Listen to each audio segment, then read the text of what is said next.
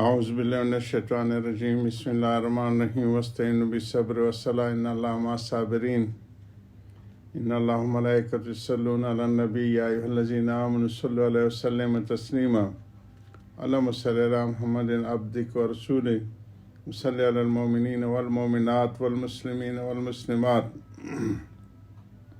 حضرت کی صبر و صلاح سے ہماری 49ویں نشست ہے۔ اللہ تعالی ہمیں سارے امور میں عافیت کے ساتھ، کامیابی کے ساتھ، اپنی قبول و رضا کے ساتھ مکمل عمل کرنے کی توفیق عطا فرمائیں۔ غم کے بارے میں اور تعزیت کے آداب کے بارے میں حضرت نے 165 صفحے کو ہم نے ختم کر رہے ہیں، آخری اس کے حصہ ہے۔ تعزیت میں دوسرے کو تسلی دینے کے لیے ہوتی ہے، نہ کہ اس کو اور پریشان کرنے کے لیے۔ ہمارے ہاں جو رواج ہے وہ دوسروں کو تسلی کی بجائے ان کو اور زیادہ پریشان اور کر کے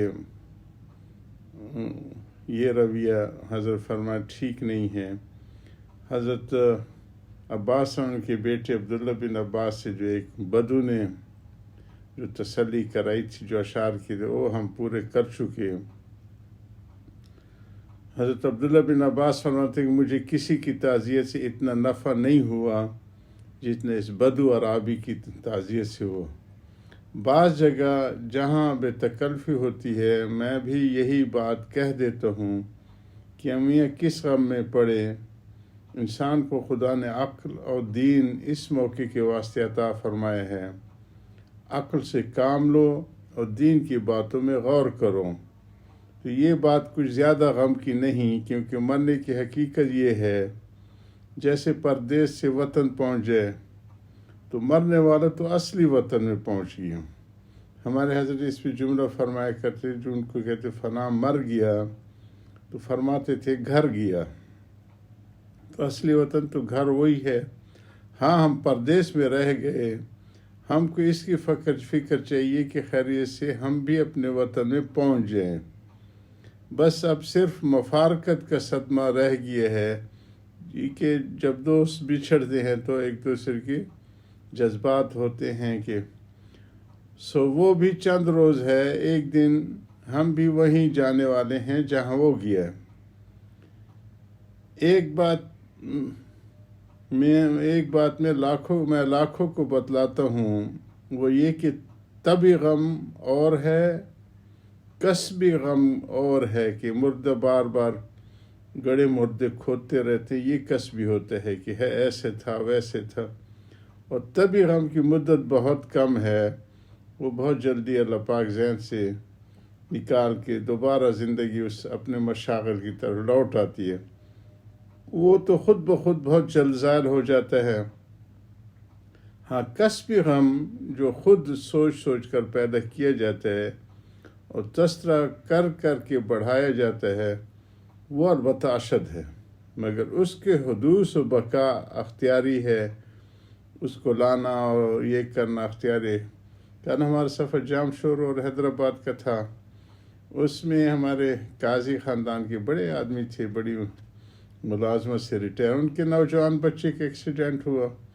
اس نے سر کے سرانے قد آدم کے برابر ان کی تصویر رکھی ہوئی تھی۔ یہ وہ کسبی غم ہے جی، کہ روز اور ہر لحظہ اس کو دیکھ کے، اور وہ تو تقریباً بندہ نفسیاتی مریض ہو چکا تھا جی۔ تو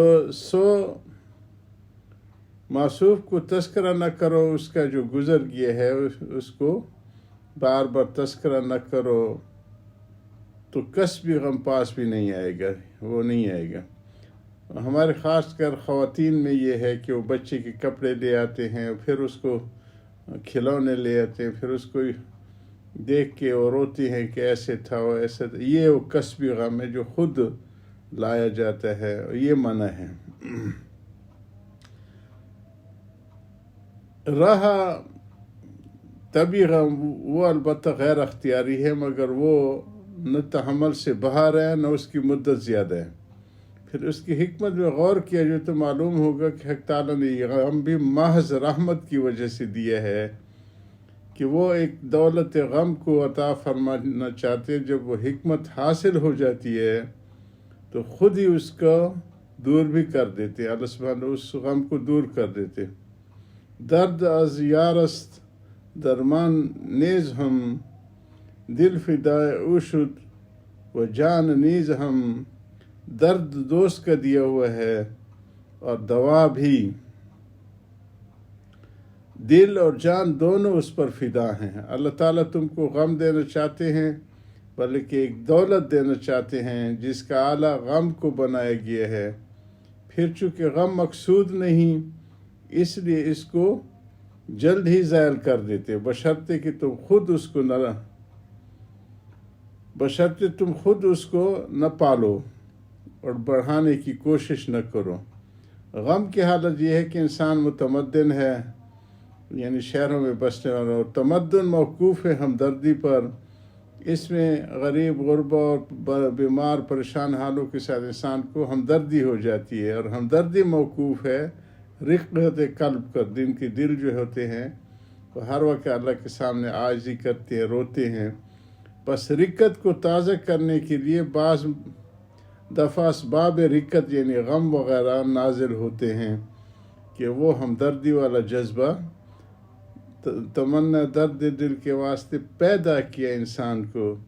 ورنہ طاعت کے لیے کچھ کم نہ تھی کروبیاں. اگر اس کی تجدید نہ کی جائے تو یہ قوت بالکل معطل ہو جاتی ہے. اسی طرح انسان کی ساری قوتوں کو اگر استعمال میں نہ لا جائے تو وہ معطل ہو جاتی ہے. اس طرح رقت قلب کا بھی ایک اللہ پاک کی نعمت ہے. اس کو اگر تجدید نہ کیا جائے خوش نصیب وہ ہیں اہل اللہ خاص طور پہ جن کی آنکھیں ہر وقت جو ہے تر رہتی ہیں اور قلب ان کا ہر وقت رقت میں ہوتے ہیں. چنانچہ اطباء نے تصریح کی ہے کہ جس قوت سے کام نہ لیا جائے وہ بیکار ہو جاتی ہے. ذبح حیوانات میں بھی میرے نزدیک یہی حکمت ہے جس کو میں سمجھا ہوں کہ یہ بھی رقت بڑھانے کے واسطے ہے. لوگ کہتے ہیں کہ ذبح سے کساوت بڑھتی ہے مگر میں قسم کھا کر کہتا ہوں کہ مسلمان کامل سے زیادہ رحم دل کوئی نہیں ہو سکتا. مسلمان کامل سے زیادہ رحم دل کوئی نہیں ہو سکتا. اور کسائی جو سخت دل ہوتے ہیں وہ اس لیے کہ وہ اپنے پیشے کی غرض کے لیے ذبح کرتے ہیں. اگر ان کی غرض پیشے کی درمیان میں نہ ہو تو ان سے زیادہ رحم دل کوئی نہیں ہوتا.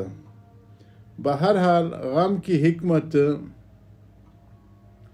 یہ ہے کہ اس سے قلب میں رقت اور صفت رحمت نازل ہوتی ہے اور یہ بڑی دولت ہے جو دین میں بھی کارآمد ہے اور دنیا میں بھی. چنانچہ مشاہدہ ہے کہ جس شخص پر اپنے اسباب غم وارد نہ ہوئے ہوں اس کو دوسروں کی تکلیف کا احساس ہی نہیں ہوتا نہ اس کو دوسروں کے ساتھ ہمدردی ہوتی ہے.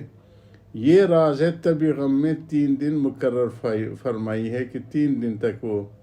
اس لیے 3 دن کے بعد اہل بلد کو تعزیت جائز نہیں ہے کہ اس محلے والے پڑوس والوں کو اس کی تعزیت جائز نہیں ہے کہ اس کو بار بار غم کو اور صدمے کے موقع کو زندہ کیا جائے. کیونکہ غم تو ہلکا ہو گیا اب تعزیت کرنا نشتر مار کر مرہم پٹی کرنا ہے. جیسے ایک سرحدی چور کے ہاتھ سے زخمی ہو گیا تھا. ہمارے افغانستان اور صوبہ سرحد کے لوگوں کو سرحدی کہا کرتے تھے. کسی ہندوستانی نے اس کی بڑی خدمت کی یہاں تک کہ اچھا ہو گیا تو سرحدی نے کہا کہ اگر تم نے کبھی ہمارے وطن آؤ تو ہم تمہارا احسان کا بدلہ دیں گے. اتفاق سے یہ سرحد کی طرف گیا اور اس کا مہمان ہوا اور منتظر رہا کہ دیکھیے میرے احسان کا کیا بدلہ دیتا ہے. حضرت کی ان باتوں کو جاری رکھیں گے. حضرت کے نام میں بڑی حکمتیں ہیں. تو جو لوگ 3 دن کے بعد تعزیت کرتے ہیں وہ بھی تندرست دل کو زخمی کر کے مرہم پٹی کرتے ہیں. وآخر دعوان الحمد لله رب العالمين. يا رب صل وسلم دائما أبدا على حبيبك خير خلق كلهم، هو الحبيب الذي ترجى شفاعة كل حول من الأحوال مقتهم.